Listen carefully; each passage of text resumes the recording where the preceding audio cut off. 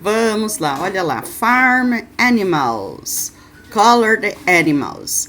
Então, o que vocês vão ter que fazer? Vocês vão ter que colorir os animais. Quais animais? Todos. Todos que aparecerem aqui. Então, tenho lá, ó. Pig, a horse, a cow, a hen. Olha aqui, ó. Hen. Eu vou contar um segredinho pra vocês. É assim, ó. Quando a galinha tá viva, eu também posso chamar ela de hen. Vocês se lembram? Pode ser chicken ou pode ser hen. Aí, quando ela virou comidinha, igual nós temos lá o chickenitos, aí eu chamo ela de chicken. Na hora que eu já vou comer a carne. Eu não vou falar, vou comer carne de hen. Não, vou falar chicken. Mas aqui, quando é o animalzinho, eu falo hen.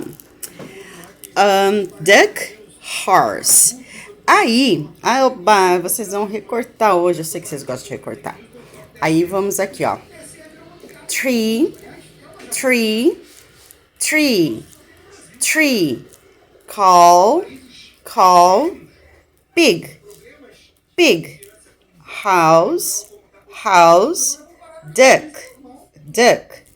Horse, horse, hen, hen. Então, depois que vocês vierem aqui, ó, com a tesourinha, ó, recortou tudo, aí o que vocês vão fazer? Vão colar. O que é tree? Tree é a árvore. Como que eu falo vaca? Olha lá, call. Aí você vem e cola aqui. E o que é isso daqui? Ah, muito bem, é uma casa. Como que eu falo? Olha lá, ó. House, house.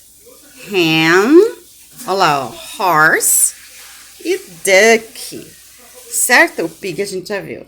Ah, esse pig. Então, bom trabalho para vocês.